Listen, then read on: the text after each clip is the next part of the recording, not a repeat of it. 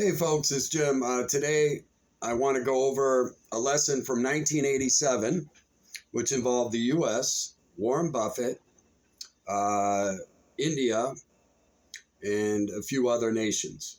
But mainly India is what we'll focus on today. Now, this lesson is about silver and its volatility, and a lesson from 1987. Okay, so it's not economic advice, financial advice, or advice of any kind. Seek out the proper professional advice that is right for you. Those are my disclaimers on this video. So in 1987, Warren Buffett bought up 20% of the entire world's above ground silver supply. And he made a public statement that he owned 20%. Now, what that did to silver was it caused it to skyrocket overnight after that statement. Now, what happened in a very short period of time, during this period, India's rupee began to collapse.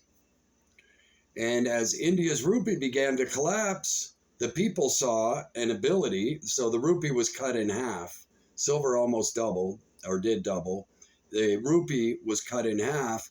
And the Indian people, not the government of India, the people of India, hold so much silver it would blow your mind, okay? And gold, I might add. They buy up about 11 to 1,200 tons of gold a year.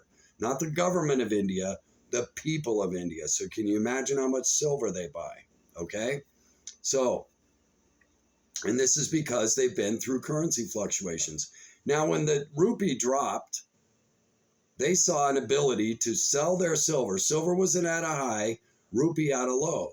So the Indian people saw that if they sold their silver into the market, which is a lot, they hold a lot, more than any government in the world, okay? The people of India, okay? If they sold it into the market, they would double, triple, or possibly quadruple their money, depending on when they purchased their silver, overnight.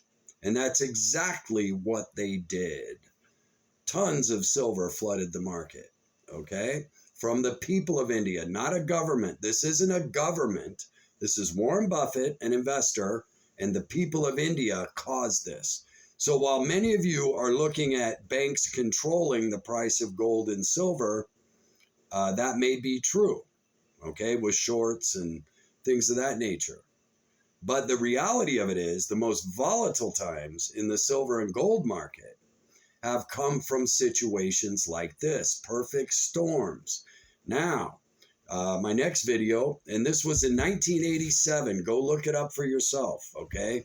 Warren Buffett, silver, India, type in those headlines, and boom, you're going to get the articles that pertain to this historically to show you exactly what happened, okay? And people lost so much money, okay?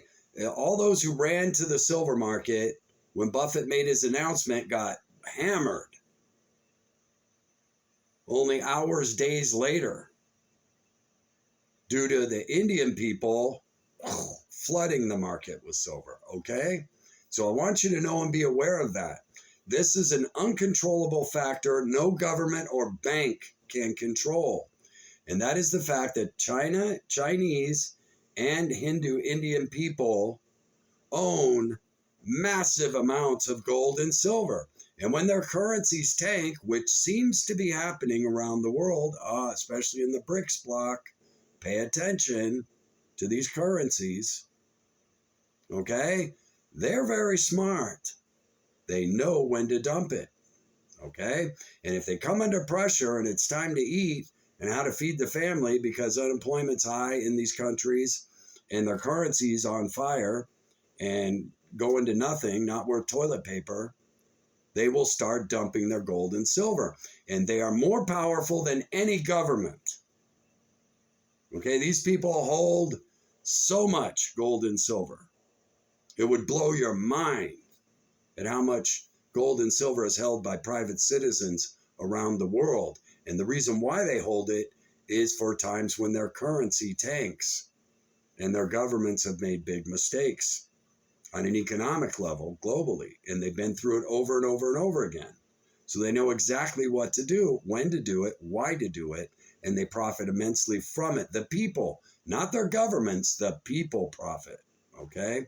So I want you to be aware of that. This was a situation, private investor and civilians, not governments, caused this massive silver increase and wipeout in a very short period of time.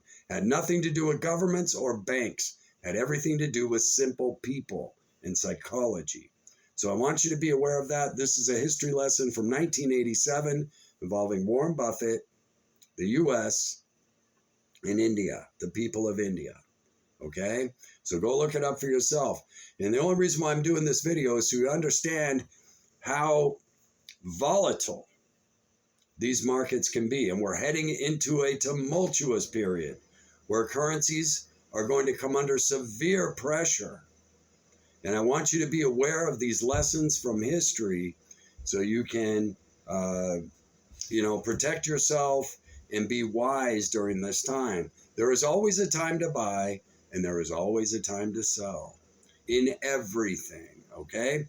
Now, I'm older, so I've bought as much gold and silver as I'm ever going to buy. So I don't care about the markets. But many of you can be severely affected for your future, just like in 1987, 2007 through 2011. A lot of people got wiped out. Okay, you got to know and understand this. All right, and then there's people like me who use the markets to trade and profit during these crazy times, and also hold on a level that I'm not buying anymore. Okay, so I don't care personally what happens. I only trade in paper, gold, and silver to profit. But I will not be buying any more gold and silver. Okay, I'm just not anymore at this time in my life. I'm not going to tell you how much I hold. It's none of your business. But like many, there comes a point at which you just don't want to buy anymore. There's no need for it. And many of you will arrive at that stage in your life.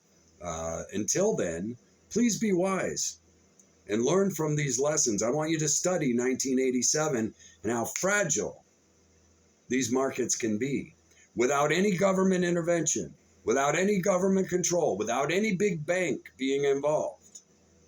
It's the psychology of people who holds massive amounts of gold and silver. And what triggers them to sell it into the market, the global market? It has to do with their currencies. What's happening around the world right now? Many global currencies under severe pressure, aren't they? Okay, and this could get worse. Obviously, I'll do separate videos on that. Okay, so please pay attention, study 1987. Please know and understand how volatile these markets can be, and how if you're on the wrong side of this stuff, you can get severely damaged financially. So know and be aware, always be wise, do the best that you can with what you have to work with, and be as informed as you can always in everything. Don't listen to hype mongers and fear mongers. Always listen to wisdom and study history and know what you're dealing with and how volatile things can be. I never give advice. That is for you to decide through your prayer, your meditation, through your gut feelings on what is best for you and your family. I will do what is best for me. You do what is best for you. God bless all of you. Jim out.